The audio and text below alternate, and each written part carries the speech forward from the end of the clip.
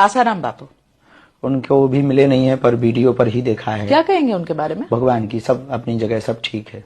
आपको पता है कितने गंभीर आरोप है उनके ऊपर? बिल्कुल आरोप है। आरोप नहीं है, आरोप एलिगेशंस और कन्विक्शन में बहुत जमीन आसमान का डिफरेंस होता है। किसने बनाया इनको रिपोर्टर? तो कुछ कहना नहीं चाहेंगे? क्या कहेंगे, सब अपनी जगह, सब लोग अपनी जगह ठीक होते हैं। जब आसाराम जी को जेल में डाला गया तब क्या सबके हाथों में मोबाइल था?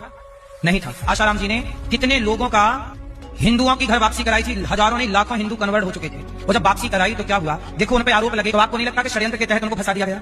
आज का जमाना होता तो मीडिया, सोशल मीडिया के द्वारा आप उस लड़की से इंटरव्यू करते, उस लड़की की खरोंच किसी ने देखी?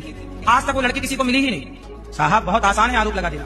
इस तरह के नमूनों को फॉलो कर रहे हो आप लोग, मैं तो साफ कहूंगा। आसाराम जी को अब उनको छोड़ देना चाहिए, बहुत हो चुका, अब अत्याचार नहीं होना चाहिए।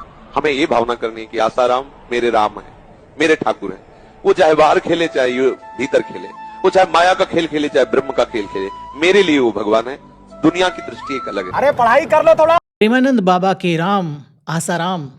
कितनी बड़ी हो चाहे मुसीबत फिर ना टिकने पाए, है जोगी रे हम तो लुट गए तेरे प्यार। जोधपुर जेल में एक माइनर से रेप के कन्विक्शन में सजा काट रहे थे। फिलहाल जनवरी 2026 में बेल पर बाहर हैं, मेडिकल ग्राउंड्स पर। जब हम सबको पता है कि आसाराम ने क्या किया, कोर्ट ने उसको सजा सुनाई और वो सजा काट रहा था, अभी बाहर है मेडिकल ग्राउंड्स पर, तो हमें ये वीडियो बनाने की जरूरत क्यों पड़ी? क्योंकि मेरे फीड में एक के बाद एक बाबा जी आए और वो आसाराम को सपोर्ट करते रहे होल हार्टेडली। बहुत दिनों से मेरे मन में एक बात है, मुझे लगा बोल देनी चाहिए।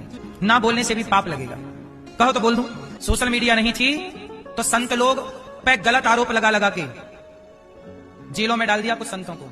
एक बात बताओ, जब आसाराम जी को जेल में डाला गया तब क्या सबके हाथों में मोबाइल था? ये आसाराम के बारे में नहीं, हमारे समाज के बारे में एक बहुत ही इंपॉर्टेंट चीज हमें बताता है, जिसकी बात करना बहुत जरूरी है। भारत में हमारी एक बहुत ही अच्छी या बहुत ही गंदी आदत है, डिपेंडिंग ऑन आप टेबल के किस तरफ बैठे हैं, फैक्ट्स को इग्नोर करने की और फेथ को एविडेंस से बहुत ऊपर रखने की। बाबा को तो फंसा दिया, आसाराम तो मेरे राम है, वो बाहर खेले भीतर खेले। बहुत लोगों को उन्होंने बाहर निकाला अंधकार से, उन्हें तो फंसाया गया है, उन पर और अत्याचार नहीं होने चाहिए। जब ये सारी रील्स एक के बाद एक, मेरे नहीं हम सब के फीड पर आती रहती हैं, तो किसी भी एक आम इंसान के मन में आता है कि क्या कोर्ट का जजमेंट कॉन्स्पिरेसी है? सुनने वाले को लगता है कि यार एक बड़ा संत बोल रहा है तो मतलब सच ही होगा। हम ये सब समझें उससे पहले इस पूरे केस को समझ लेते हैं, क्योंकि आई एम श्योर आप में से अधिकतर लोग अभी तक आसाराम के केस में क्या हुआ वो भूल गए होंगे। मामला था एक माइनर बच्ची के साथ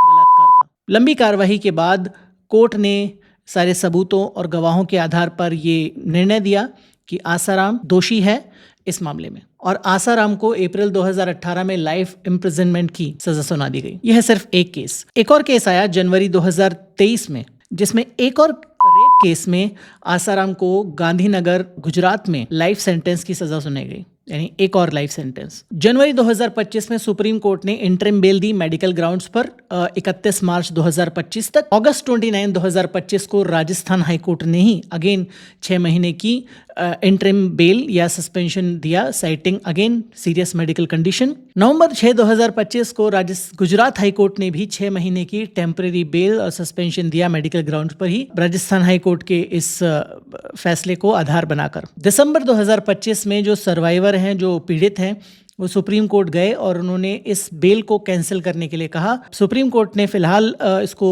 कैंसिल करने से मना किया और ask Rajasthan high court to decide the appeal in time bound way, क्योंकि ये राजस्थान हाई कोर्ट का प्रथम दृष्टया मामला था। तो फिलहाल आसाराम मेडिकल बेल पर, मेडिकल ग्राउंड्स पर, इंटरिम बेल पर बाहर हैं। बट मेन मुद्दे की बात है, क्यों वीडियो बना रहे हैं हम, कि इस देश में कोर्ट रिकॉर्ड और कोर्ट एविडेंस और कोर्ट के वर्डिक्ट के बाद भी, कन्विक्शन के बाद भी जो मेन कंसेंसस रहता है वो है विक्टिम को डाउट करो। जैसे अनिरुद्धाचार्य कर रहा है कि उसके तो एक भी खरोंच नहीं है, वो सामने नहीं आई, उस समय मोबाइल फोन नहीं थे, वरना सब पता चल जाता। और विक्टिम ब्लेम के साथ साथ वो सिस्टम ब्लेम पर भी आ जाते हैं कि सिस्टम ही खराब है, सिस्टम उनको नीचे गिराने की कोशिश कर रहा है क्योंकि वो हिंदू धर्म को ऊपर उठा रहे थे। आसाराम बापू जी सही हैं कि गलत है? लाखों लोगों को धर्म परिवर्तन कराया, तो आपको नहीं लगता कि षड्यंत्र के तहत उनको फंसा दिया गया? यदि मोबाइल का जमाना होता तो आप लोग उस लड़की से जरूर पूछते जिसने आरोप लगाया कि इन्होंने बलात्कार किया। भाई आरोप लगाने वाले के शरीर में कहीं खरोंच नौच तो दिखती? यार ये तो बहुत ही मतलब बाकी सारे आर्ग्यूमेंट वाहियात हैं, बट ये तो इतना ज़्यादा वाहियात आर्ग्यूमेंट है कि he converted people from other religion to be Hindu. जब सेम काम बाकी लोग कर रहे हैं, फोर्सफुल कन्वर्जन कर रहे हैं, तो तुम उनको गलत कह रहे हो, तो तुम्हारा जो फोर्सफुल कन्वर्जन है वो सही कैसे हो गया? और साथ ही साथ जब ये केस चल रहा था तब भी विटनेस पर प्रेशर बहुत ज़बरदस्त था, और अब भी विटनेस पर प्रेशर बनाया जा रहा है, और इस नैरेटिव को नॉर्मलाइज किया जा रहा है क्योंकि धर्म का एंगल जुड़ा हुआ है। तो बाबा इक्वल्स धर्म इक्वल्स बाबा ही धर्म है, बाबा ही इस धर्म का सिंबल बन चुका है। बाबा एक दूसरे को क्लीन चिट हमेशा से देते रहते हैं, पर क्लीन चिट देने का काम अथॉरिटी का है, जुडिशियल सिस्टम का है, बाबा लोगों का नहीं है। और हमारे वीडियोस में अक्सर एक कमेंट आता है कि जिन लोगों को ये वीडियो देखने की ज़रूरत है, बहुत ज़्यादा सख्त ज़रूरत है, वो लोग इस वीडियो को देखेंगे ही नहीं। वो लोग शुरू में बस वीडियो के कुछ अंश देखकर इस वीडियो को बंद कर देंगे और कहेंगे कि एक और प्रोपेगेंडा वीडियो आ गया। मेन मुद्दे की बात है कि विक्टिम और विटनेस प्रोटेक्शन इंडिया में अभी भी बहुत ही कमज़ोर है। जब ये केस चल रहा था, जैसे मैंने कहा, तब भी विक्टिम पर बहुत ज़्यादा दबाव बनाया जा रहा था कि केस को वापस ले लो, उन पर हमला करने की कोशिश की जा रही थी, बहुत तरह की कोशिशें की भी गई, बहुत डराया धमकाया भी गया जैसा अक्सर होता है, और स्पेशली इस हाई प्रोफाइल केस में। मतलब एक साइड पर जो विक्टिम है, जो जिसके साथ ये काम हुआ है, उसको ऑलरेडी बहुत ट्रॉमा है, उसकी लाइफ की सेफ्टी गारंटीड नहीं है, और दूसरी साइड पर एक बहुत पावरफुल व्यक्ति है, उसका इमेज मैनेजमेंट चल रहा है हर तरीके से, और एक तरह से उसको ये घोषित कर दिया गया कि वो तो ये काम कर ही नहीं सकता। जब भी इस तरह के केसेस होते हैं तो एक नैरेटिव शिफ्ट होता है कि बाबा तो ओल्ड है, बाबा ने इतना चैरिटी की है, इतने लोगों का धर्म परिवर्तन किया है, बाबा ने धर्म को बचाया है, बाबा तो इतने बड़े बड़े लोगों के साथ उठता बैठता है, जिसमें उस समय के तत्कालीन गुजरात चीफ मिनिस्टर और फिलहाल के हमारे प्रधानमंत्री जी शामिल हैं। साथ ही दूसरा इमेज मैनेजमेंट का एस्पेक्ट है कि मीडिया और ये वीडियो बनाने वाले सब एंटी हिंदू हैं, धर्म के विरोधी हैं, कॉन्स्पिरेसी है। ये बेसिकली एक एंगल चलता रहता है इमेज मैनेजमेंट के लिए या बाबा को बचाने के लिए। ये जब केस चल रहा था उस दौरान भी बाबा के जो वकील हैं उसने खुद बोला था कि बाबा बूढ़ा हो चुका है, बाबा इम्पोर्टेंट है, इसलिए वो ये काम कर ही नहीं सकता। तो कोर्ट ने इस बात को प्रूव करने के लिए कि ये जो आसाराम बोल रहा है, उसका वकील बोल रहा है, उसमें सच्चाई है कि नहीं, उसको प्रूव करने के लिए आसाराम का टेस्ट करवाने की सोची। पर आसाराम ने टेस्ट करवाने में इनिशियली आनाकानी की, पर जैसे तैसे टेस्ट हुआ, टेस्ट में आसाराम पास हुआ। कोर्ट ने ऑफ कोर्स ये बताया कि जो आसाराम और उसका वकील बोल रहा है वो एकदम झूठ है, he is potent, he is fit to do this type of heinous crime despite his old as.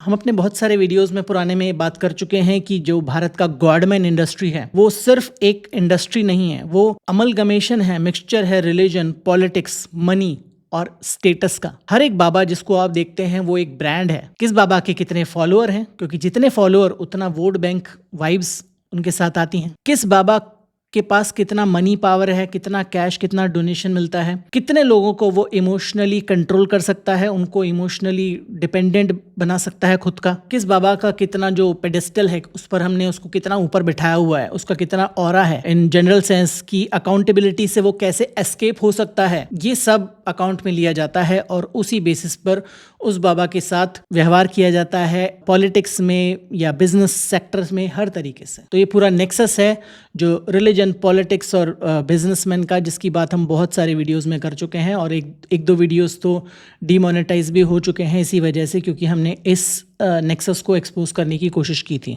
पर ये तो नेक्सस ऊपर चल रहा है, पर इसका जो ट्रिकल डाउन इफेक्ट है, जो इससे प्रभावित होते हैं लोग, जो ऑडियंस हैं, उनको सच चाहिए ही नहीं कि मेरे बाबा तो गलत हो ही नहीं सकते। एक लड़की हिंदू संत पर आरोप लगाती है, उसको मीडिया दिखाती है, तो ये कौन है? ये भारत की हिंदू बेटियां हैं, पर मीडिया ये चीज क्यों नहीं दिखा रही है? जो भगवाधारी है, जो धर्म की बात कर रहा है, वो गलत हो ही नहीं सकता। उनके बारे में गलत बात कहना मतलब पाप कर देना, उनके बारे में गलत बोल देना मतलब कि आपके ऊपर जन्मों जन्मों का पाप चढ़ जाएगा। लोग कहते कहते रुक जाते हैं, कहते कहते रुक जाने में सबको बायस कह देते हैं, कोर्ट को भी बायस कह देते हैं। अगर कोर्ट ही बायस है तो सच्चाई का गोल्ड स्टैंडर्ड कैसे सेट होगा? फॉलोअर काउंट से, इस तरह की रील्स से, या किसी बाबा के कह देने से? आसाराम का केस बहुत ही स्पेशल है, बट ये अकेला केस नहीं है। ऑफ कोर्स ऐसे केसेस हमने हर धर्म में देखे हैं। गुरमीत राम रहीम सिंह, जिसको मल्टीपल बेल्स मिलती रहीं, घृणित अपराध में कन्विक्ट होने के बाद भी जैसे ही चुनाव आता था वैसे ही उसे बेल मिल जाती थी। पास्टर बजिंदर सिंह, जिसकी ह्यूज फॉलोइंग थी, जिस पर बॉलीवुड वाले आने के लिए मर रहे थे उसका आशीर्वाद लेने के लिए, उसे भी कोर्ट ने सज़ा सुनाई, बट लोग उसकी सज़ा को भी मानने को तैयार नहीं। वो कह रहे हैं कोर्ट बायस्ड है क्योंकि हमारे पास्टर ऐसा कर ही नहीं सकते। इनफैक्ट जाकिर नायक जैसे लोग तो ओसामा को भी सपोर्ट कर रहे हैं। लेवल देख रहे हैं आप इसका। So you as a Muslim saying that Osama bin Laden is right or wrong? Have you checked up? Bombing in Nigeria, American consulate, Osama bin Laden, headlines.